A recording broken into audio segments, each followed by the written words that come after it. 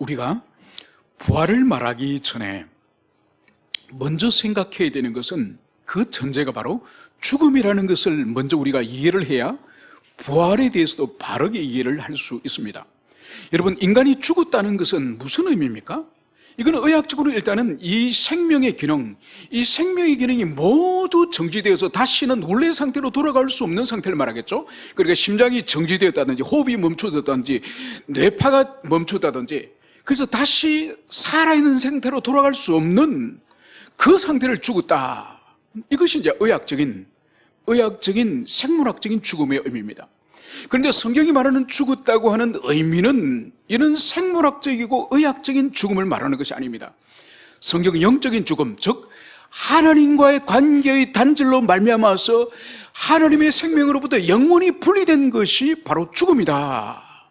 그리고 그 죽음은 인간의 타락을 통해서 이 세상에 물밀듯이 죽음이 침노하여서 모든 이 지상의 모태로부터 태어난 모든 사람은 다 죽음의 지배 아래에 있는 죽음이 왕노릇하는 이 세상에 살아가고 있음을 성경이 말하고 있는 거예요. 여러분, 그런데 예수님의 죽음을 의심하는 사람들이 있습니다.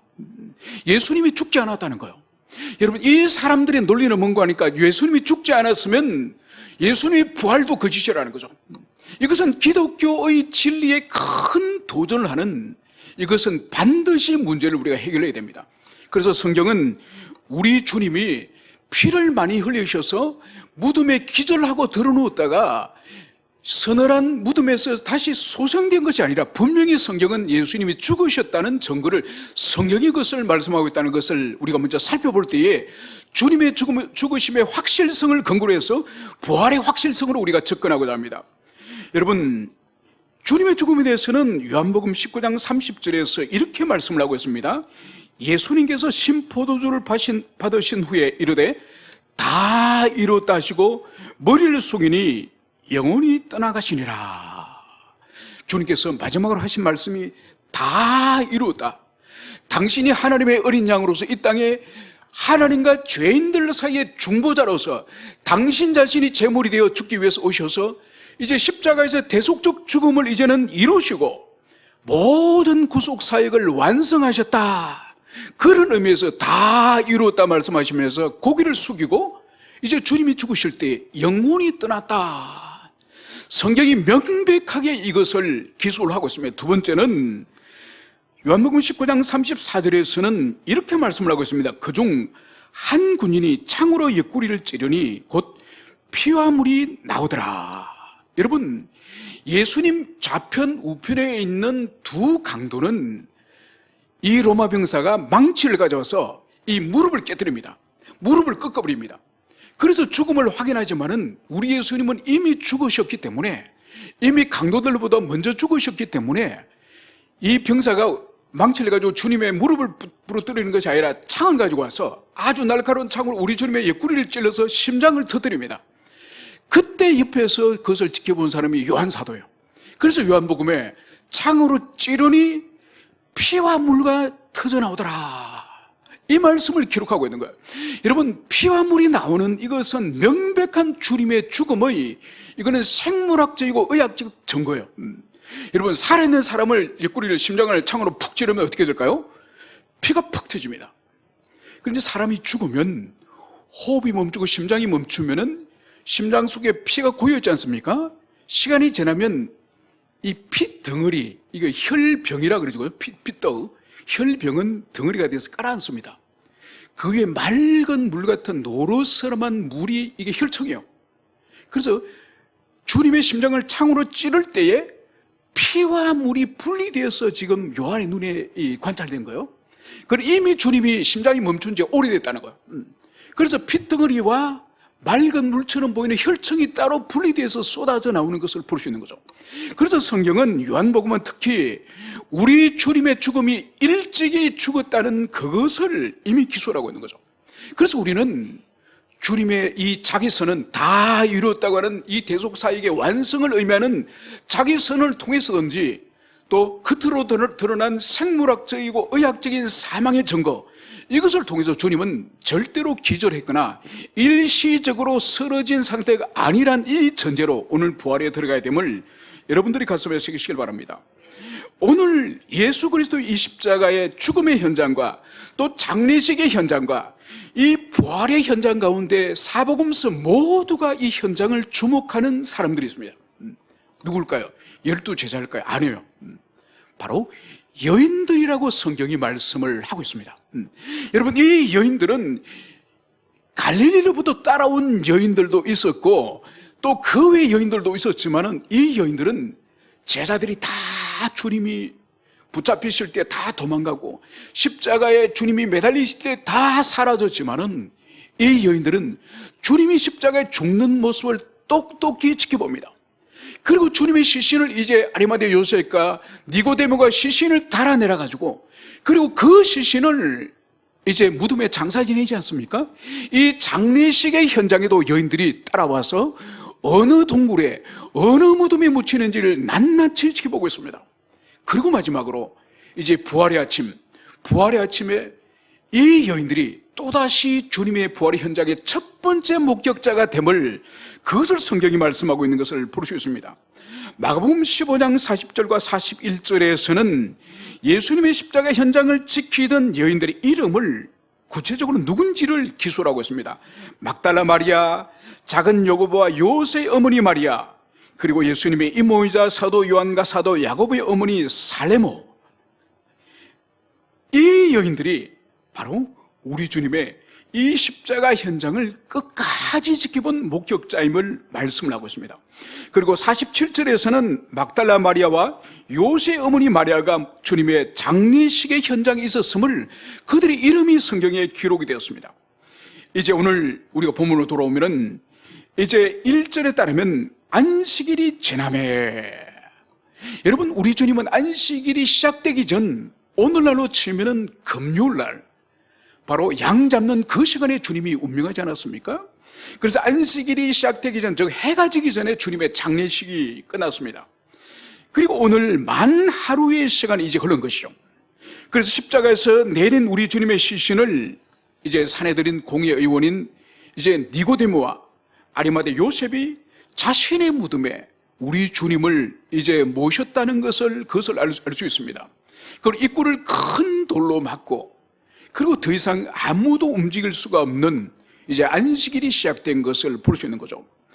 여러분, 그래서 오늘 성경에서 이 안식일이 지난 이후에 막달라 마리아와 야고보 어머니 마리아와 또 살로메가 왜 오늘 향품을 사주었다고 성경이 말씀하고 있습니까? 그것은 바로 안식일이 모두 끝나고 나서 다시 사람이 이제 거동을 할 수 있는, 이동을 할 수 있는 시간이 돌아왔을 때에 우리 주님의 시신에 이제 향품을 바르기 위해서 이 향품을 구입을 하였다, 이 말씀을 여기서 하고 있는 거예요. 여러분, 이미 주님이 죽으신 이후에 장례식을 할 때도 니고데모와 이 아리마대 요셉이 많은 양의 향품을 가지고 와서 주님의 몸에 이제 향품을 바르면서 장례를 준비했습니다. 여러분, 이 장례, 이 팔레스타인의 이 유대인들의 장례는 이집트와도 다르고 우리와도 다릅니다. 그냥 우리는 어떻게 합니까? 우리는 장례를 하면은 죽은 사람을 이제 몸을 밧줄 같은 거로 꽁꽁 묶어서 그걸 염이라 그러지 않습니까? 염을 해가지고 관에 집어넣지 않습니까? 그렇게 장례를 하지만은 이집트는 또 달라요. 이집트는 사람이 배를 가르고 내장을 다 끄집어냅니다. 내장을 다 끄집어내고 미이라로 만드는 거예요. 팔레스타인은 다릅니다. 몸을 손을 대지는 않아요. 몸을 손을 대지는 않는데 몸에 향품을 바릅니다. 그러면서 이 사람을, 이 세마포로 사람을 감싸는 거예요.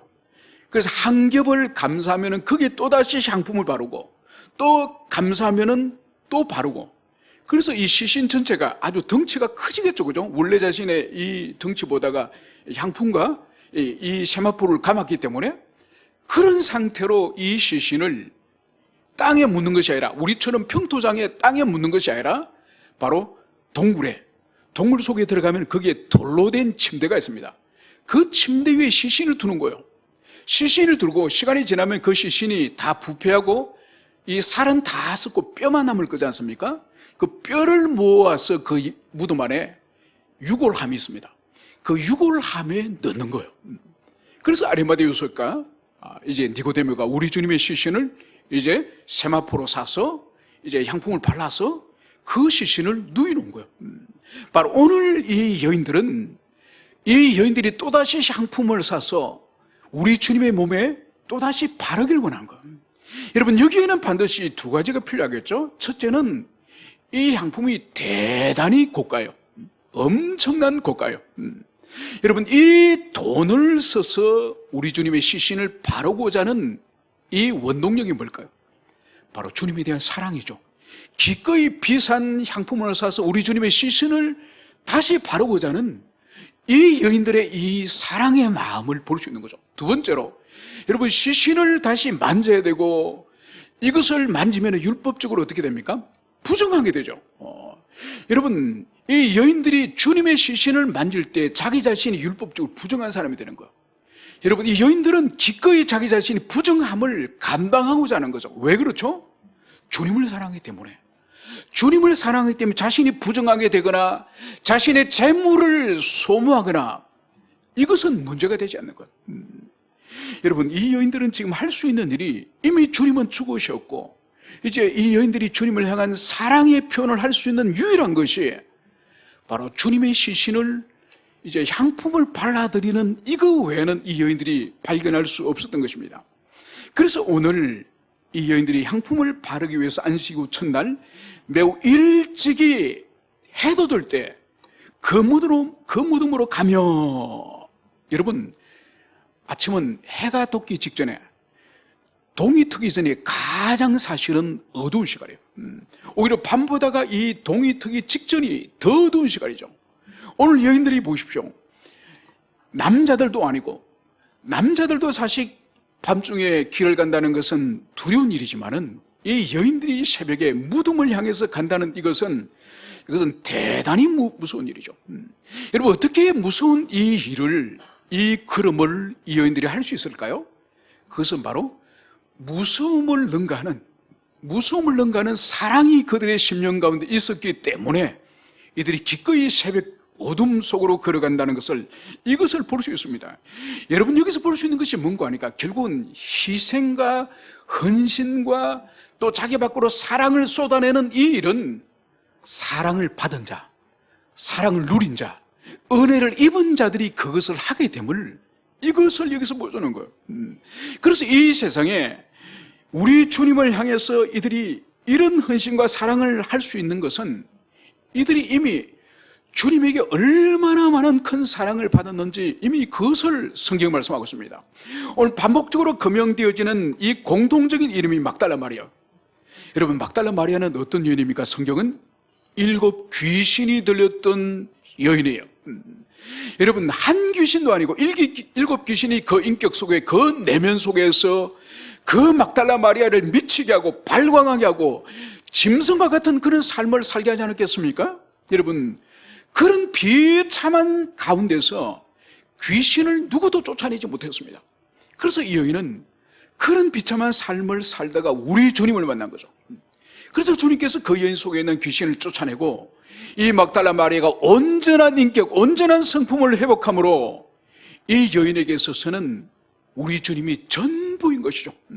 자기의 모든 불행과 비참함을 이 세상에 어떤 것도 해결해 줄 수 없었지만은 우리 주님이 단번에 그 사람 속에 있는 그 악한 귀신들을 쫓아내므로 온전한 성품과 인격을 가진 참 사람이 되었다는 것을 이 여인은 경험했기 때문에 이제 어디를 가든지 주님을 따르고 무엇을 하든지 주님을 위해서 살았던 그것을 성경이 진술하고 있는 것을 볼 수 있습니다.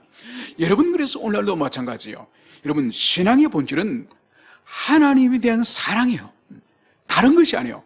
하나님에 대한 사랑이 있기 때문에 모든 외적으로 드러나는 헌신과 희생과 봉사와 섬김이 가능하다는 이것을 우리는 기억해야 됩니다. 그래서 주님을 인격적으로 사랑하는 이것이 바로 신앙의 본질, 바로 우리의 믿음의 본질인 것을, 이것을 알 수 있습니다. 여러분, 그렇기 때문에 주님을 사랑하기 때문에 주님을 경외하는 거예요. 여러분, 사랑하는 사람을 함부로 대할 수가 있습니까? 여러분, 절대로 사랑하게 되면 그 사람을 얼마나 주의 깊고 조심하게 다루는지 모릅니다. 그래서 주님을 향해서 이들이 주의 깊고 조심하게 그렇게 살기 때문에 주님의 말씀을 어떻게 합니까? 함부로 말씀을 짓밟습니까? 말씀을 어깁니까? 그러지 않죠. 주의 말씀을 소중히 여기면서 하나님의 모든 선포되는 말씀을 다 청종하고 하나도 놓치지 않고 또 하나도 그 말씀을 어기지 않고 다 순종하고자 하는 선한 의지가 우리 심령 가운데 일어나는 거예요. 여러분, 그래서 주님께서 말씀하시죠. 나를 사랑하는 자는 내 계명을 지키는 자라. 여러분, 주님을 사랑하는 것이 입으로 주님을 내가는 사랑합니다. 여러분, 감정적으로 주님을 사랑합니다. 그것이 아니요. 예수님 분명히 말씀하셨습니다. 나를 사랑하는 자는 내 계명을 지키는 자, 즉 하나님께 순종하는 자가 주님을 사랑하는 자다. 주님은 분명히 사랑의 증거를 순종, 계명의 순종이라고 말씀하십니다. 여러분, 그래서 여러분 자신에게 속지 마십시오. 절대로 여러분 자신이 주님을 향해서 어떤 사랑의 감정이 일어난다고 해서 내가 주님을 사랑하는구나, 여러분 속지 마십시오. 주님은 분명히 말씀하셨습니다. 주님을 사랑하는 증거는 계명에 순종하는 그것이 순종이고 그것이 사랑이다. 여러분, 그래서 여러분 자신을 항상 시험해 보세요. 내가 지금 정말 하나님을 사랑하고 있는가? 그 사랑의 이 증거는 바로 내가 삶의 현장에서 하나님이 나에게 주신 말씀, 너 이렇게 살지 마라, 너 이렇게 사는 건 더러운 것이다, 너 이렇게 사는 것은 보기 싫다, 나는 너가 이렇게 사는 것이 싫다, 나는 네가 이렇게 되기를 원한다. 우리 양심 속에서 주님 말씀하실 그때에 아멘 하면서 자기 부정을 하고 자기 죽음을 경험하면서 계명의 순종의 삶을 살 때 그것이 사랑하는 거예요. 입으로 사랑한다고 떠들고 자기 마음에 감정적으로 어떤 감정이 일어나는 그것을 가지고 눈물을 흘리는 것이 사랑하는 것이 아니요. 여러분, 성도들이 가장 믿지 못할 것이 눈물이에요. 눈물이 아니라 삶이다. 이것을 여러분들이 가슴 깊이 새기시기를 축원합니다. 그런데 오늘 우리가 이제 기억해야 될 것은 왜 이 여인들이 물질적인 희생을 하면서 향품을 구입을 하고 두려운 새벽에 이제 어둠 속을 뚫고 주님 앞에 나가느냐? 바로 이것은 선행적인, 우리 예수님으로부터 선행적인 사랑을 입었기 때문에 후행적으로 이제 주님을 향해서 그렇게 사랑하고 헌신할 수 있는 거죠. 여러분, 이 원리는 오늘날도 그대로 우리에게 적용되어져야 됩니다. 여러분, 하나님은 주님을 사모하지 않고 은혜를 받기를 원하지 않고 자신이 치유되어 있고 회복되기를 원하지 않는 사람에게 주님이 회복을 주시고 치유해 주시고 죄를 사해 주시고 만나 주시는 이런 일은 없습니다. 우연이라는 것은 없습니다. 항상 우리가 기억해야 될 것은 이 여인들은 예루살렘까지 갈릴리에서 따라온 여인이래요.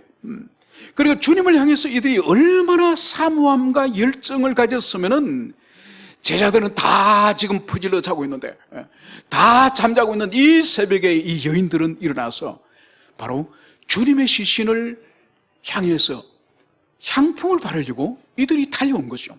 그러니까 사모함과 주님을 찾고자 하는 간절한 마음이 있었기 때문에 바로 이들을 부활의 증인으로서 주님이 만나 주셨다는 이것을 여러분들이 가슴 깊이 새기시길 바랍니다. 그러나 이 여인들에게도 한계가 있으니 바로 이 여인들은 주님을 지극히 사랑했습니다.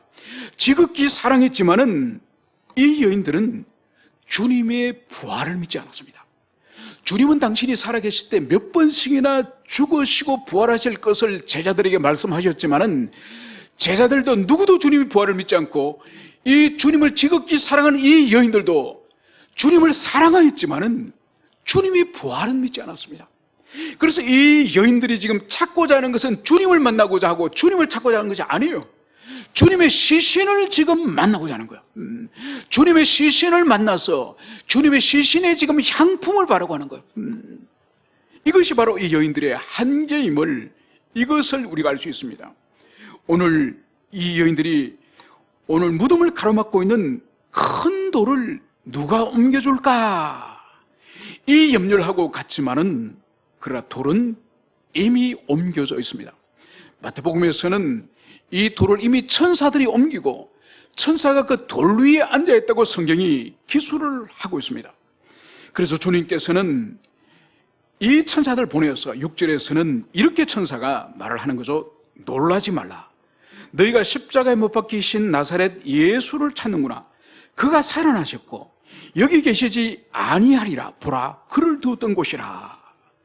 바로 이 여인들을 향해서 무덤을, 열려진 무덤 속에 주님이 계시지 않는 것을 보여주고 확인시키고, 바로 주님은 살아나시고 여기 계시지 않는다, 이 말을 천사들이 한 것을 볼 수 있습니다. 여러분, 주님을 만나러 갔던 이 여인들이 얼마나 혼비백산하겠습니까? 그 무거운 이 무덤을 가로막고 있는 돌이 옮겨졌고, 그리고 그 안에는 주님의 시신이 당연히 누워져 있어야 될 시신이 사라졌습니다. 그리고 하나님의 천사가 나타나서 이 여인들에게 지금 대화를 하고 있으니 이 연약한 여인으로서 얼마나 놀랐겠습니까? 여러분, 오늘 주님은 분명히 부활하셨음을 천사가 오늘 이것을 정언하고 있지 않습니까? 바로 이 부활이라고 하는 것은 인간의 능력 밖에서 바로 하늘로부터 임하는 것이 바로 이 부활의 능력, 초자연적인 능력이라는 것을 오늘 천사가 이것을 진술하고 있음을 볼 수 있습니다. 그러면서 오늘 7절에 보면 이제 천사는 여인에게 이렇게 말합니다. 가서 그의 제자들과 베드로에게 이르기를 예수께서 너희보다 먼저 갈릴리로 가시나니 전에 너희에게 말씀하신 대로 너희가 거기서 배우리라 하라. 이제 여인들이 무덤을 향해서 왔다고 한다면 오늘 하나님의 천사가 말하는 것은 무엇을 말합니까? 가라는 거예요. 무덤을 향해서 주님의 시신을 찾으러 온 이들 향해서 시신을 찾으려고 하지 말고 제자들에게 가고 세상으로 가라는 거예요. 가서 무엇을 하라고요? 바로 주님께서 살아나셔서 갈릴리로 가셨다. 그리고 그 갈릴리에서 제자들을, 너희들을 만나기를 원한다. 이 메시지를 전하라는 거예요. 여러분, 오늘 천사가 주님의 메시지를 오늘 전하면서 오늘 특별히 우리가 주목해 볼 것이 뭔가요? 주님은 갈릴리로 가 계시겠다는 거죠. 부활하셔서 먼저 갈릴리로 내가 가서 너희들 거기서 만나겠다. 여러분, 이 말씀은 사실 우리 주님이 제자들에게 이미 말씀하신 거예요. 내가 살아나면은 갈릴리에서 너희들을 만나겠다. 주님이 이 말씀을 이미 하셨습니다. 그렇지만 또다시 이 여인들에게 가서 주님의 부활하심과 갈릴리에서 내가 너희들을 대면하겠다, 이 말씀을 전하도록 하신 거예요.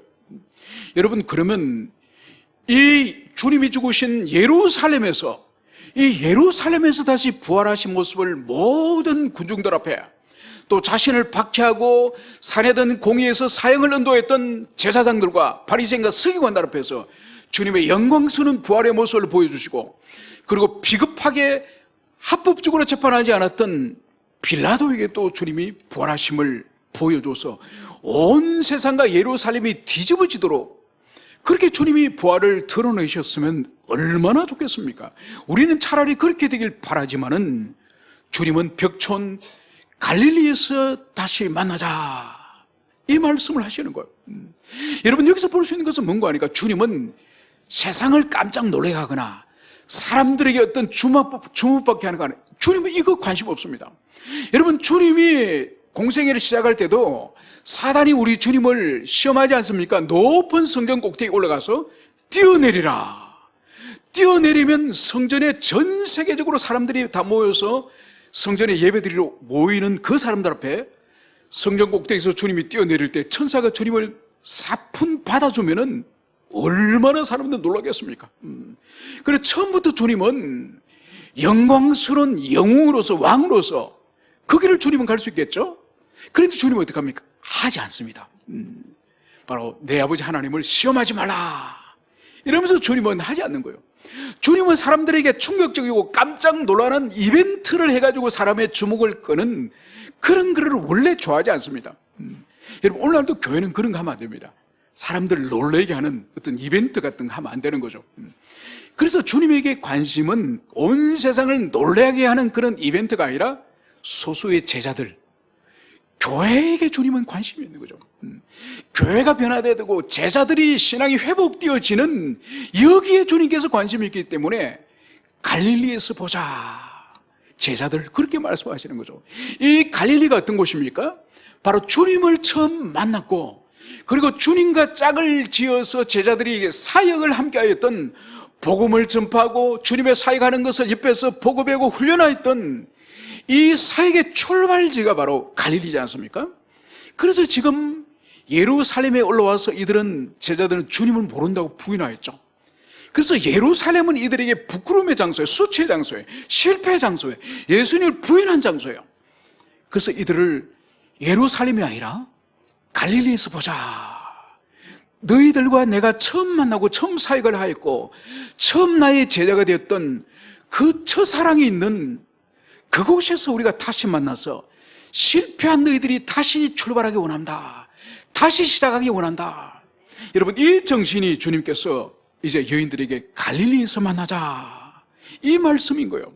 여러분, 이 말씀은 지금도 우리에게 계속적으로 날마다 주님께서 우리에게 말씀하시는 것.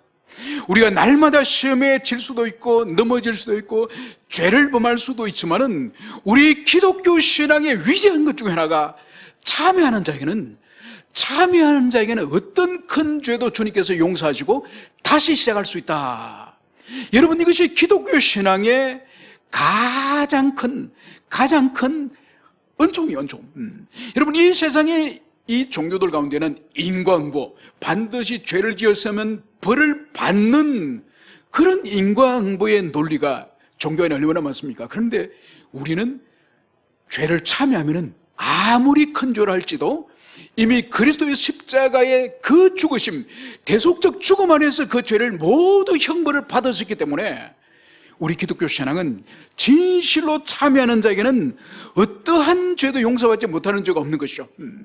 그래서 진실로 우리가 참여할 때는 주님께서 모든 죄를 사유하신다는 이것을 여러분들이 가슴에 새기시기를 간절히 축원드립니다.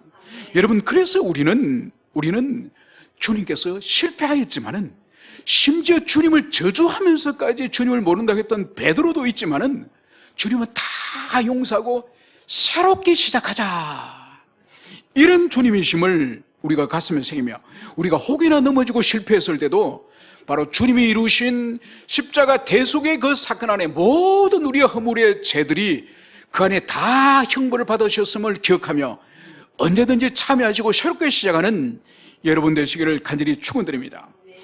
이제 주님께서 부활하셔서 일곱 귀신 쫓기신 막달라 마리아에게 자신을 보여줍니다. 요한복음에서는 이 막달라 마리아가 부활하신 예수님께서 만나주셨는데도 이 막달라 마리아는 주님인 줄 몰라요. 그러니까 막달라 마리아도 주님 부활은 생각도 못한 거예요. 그래서 주님을 보고 그 무덤에 동산직인 줄 알고 주여, 우리 주님의 시신을 어디 가져갔습니까? 저희가 말씀하시면 내가 우리 주님의 시신을 가져가겠습니다. 그렇게 말하지 않았습니까? 그래서 제자들도 주님의 부활을 믿지 않았고 이 막달라 마리아마저도 부활하신 주님을 만나고도 믿지 못합니다. 여러분, 엠마오로 가는 두 제자에게는 주님이 나타나셔서 길을 가다가 주님과 대화를 하면서도 주님인 줄 몰라. 같이 이제는 식사를 하면서 눈이 밝아져서 그제서야 주님을 발견하게 되는 거죠. 여러분, 이 사건 이후로 주님이 모여있는 제자들의 무리 가운데 나타나셔서 믿음 없는 것을 주님이 책망하십니다. 책망하시면서 이들에게 다시 부활하신 주님을 완전한 육체로서 주님이 이제 드러내시는 거죠.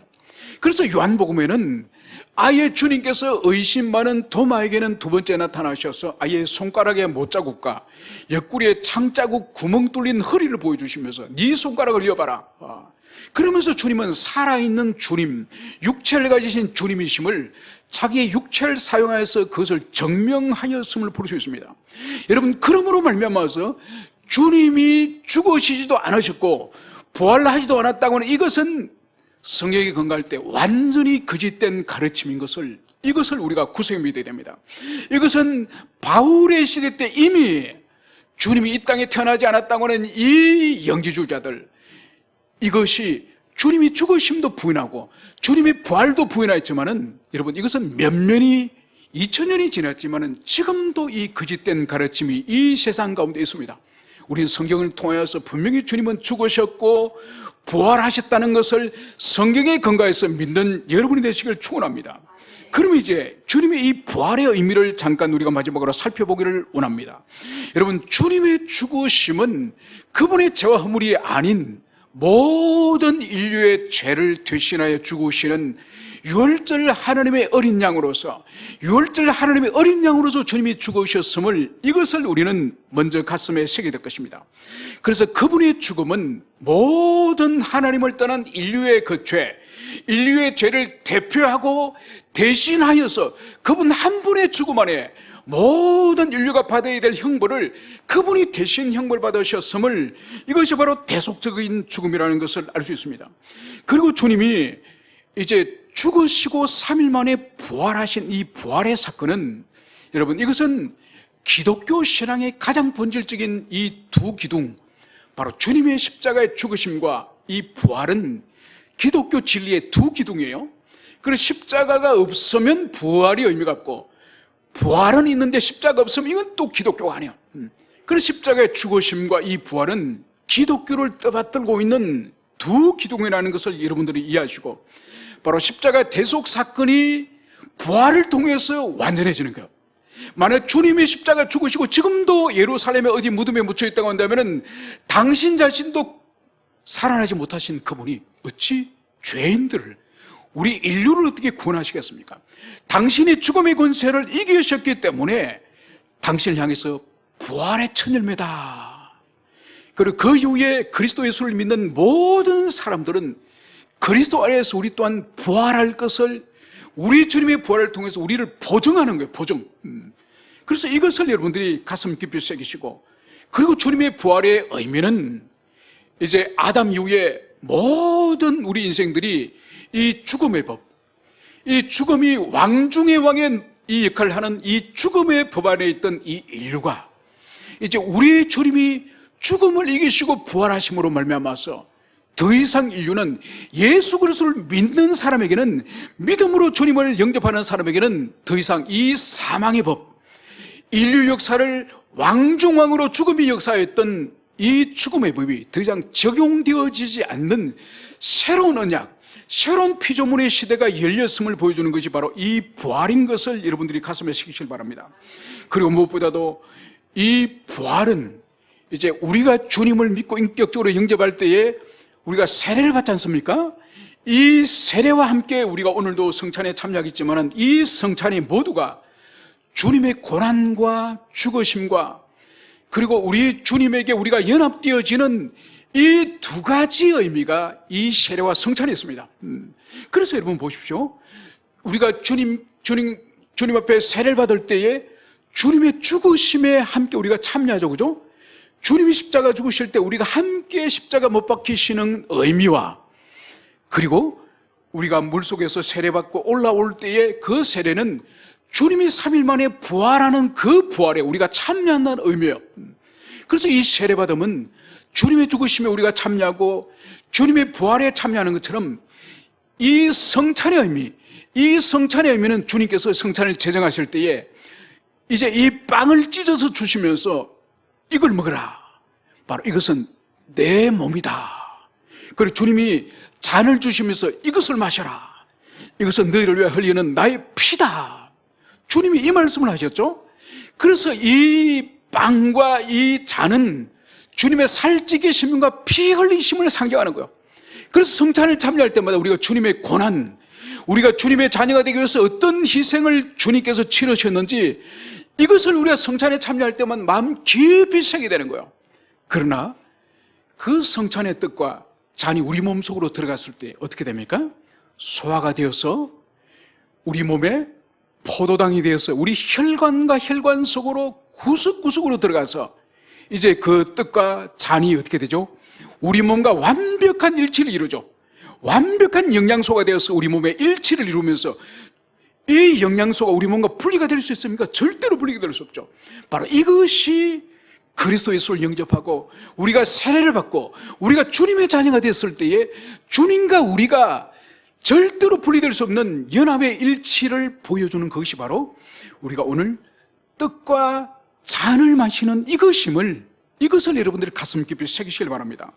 그리고 마지막으로 여러분들에게 말씀드리는 것은 이 부활의 정신, 이 부활의 정신은 우리가 주일날 한 번이거나 1년에 한 번이거나 이 부활절을 맞이할 때 한 번 기억하고 끝나는 것이 아니에요.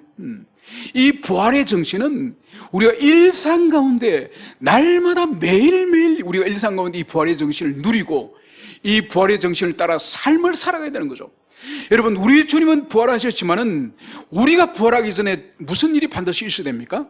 주님의 오심, 주님의 재림 이후에 우리가 부활하는 거예요. 그래서 이 부활의 정신, 부활의 신앙은 반드시 재림 신앙과 연결되니 이 부활은 바로 종말론적인 신앙과 결부된다는 이것을 여러분들이 가슴 깊이 새기시기 바랍니다. 여러분, 그래서 일찍이 초대교회도 부활을 경험하였고 부활을 목격하였고 부활 신앙을 가진 초대교회 성도들은 완전히 다른 삶을 살았습니다. 여러분, 초대교회 안디옥 교회에서 비로소 예수 믿는 사람을 그리스도인이라 부르기 시작했거든요. 여러분, 처음에는 그리스도인이라 부르는 이 호칭이 좋은 호칭일까요? 나쁜 호칭일까요? 아주 나쁜 호칭이요. 여러분, 예수 그리스도는 십자가에 못 박혀 죽었습니다. 이것은 로마 제국 전역에서 볼 때는 로마 제국의 반역자 가운데 가장 지독한 반역자를 십자가에 못 박아 죽었거든요. 그 반역자를 신으로 섬기는 믿는 사람들이 바로 그리스도인들이요. 그래서 그리스도인들은 정말 혐오의 대상이에요. 혐오의 대상. 여러분, 유대인들에게 있어서 나무 십자가에 못 박혀 죽인 예수를 믿는 그리스도인들은 어떤 존재일까요? 여러분, 신명기 23장 21절에서는 나무에 달린 자는 하나님의 저주를 받아 죽은 자라 그래요. 하나님의 저주를 받아 죽은 예수를 믿는 그런 사람들은 극도의 혐오의 대상이에요. 오늘날로 치면 예수쟁이하고 비교할 수 없는 더 지독한 바로 이 별명이 그리스도인이에요. 이렇게 나쁜 별명으로 시작했지만은 여러분, 부활을 믿고 그리스도 예수를 인격적으로 영접하고 세례를 받은 그 일군의 그리스도인들이 얼마나 놀라운 변화된 삶을 살든지, 얼마나 이웃을 위해서 자기를 내어주고 이타적인 삶을 살고 정말 인격과 성품이 놀라운 변화를 경험한 것을 보고 이 세상 사람들이 충격을 받습니다. 그 이후로는 그리스도인은 영광스러운 이름이 되는 거죠. 여러분, 우리는 지금 그리스도인이라 부리는 것에 합당한지를 우리는 돌아봐야 될 것입니다. 그래서 우리가 진정으로 변화되어지고, 그래서 하나님도 인정하시고 온 세상 사람도 저 사람이 그리스도이구나, 저 사람이 예수 믿는 사람이구나, 저 사람이 저렇게 살 수 있는 원동력이 뭘까? 여러분, 이런 변화된 증거, 변화된 삶이 바로 그리스도이라는 것을 여러분들이 기억하시고, 그 중심에는 부활의 정신, 부활의 사상이 있기 때문에 여러분, 질병이 걸리더라도 죽음을 두려워하지 않습니다. 환난과 박해가 있고 인생에 큰 문제가 있더라도 이 또한 이 세상은 지나가는 곳이기 때문에 거기에 절망하거나 거기에 우리가 사로잡히지 않습니다. 그래서 이 세상 사람들과 전혀 다른 차원의 삶을 살 수 있는 원동력이 바로 부활의 신앙이 우리 중심을 잡고 있기 때문에 우리는 이 세상 사람들과 구별된 그런 삶을 살 수 있는 원동력을 가진 사람이라는 것을 여러분들이 기억하시고, 부활을 1년에 단 한 차례 부활절날 경험하는 것이 아니라 일상 가운데 우리가 부활과 주님 다시 오시는 재림을 항상 심령에 새기며 살아가는 우리 모든 교들이 되었으면 좋겠습니다. 함께 우리 기도하시겠습니다.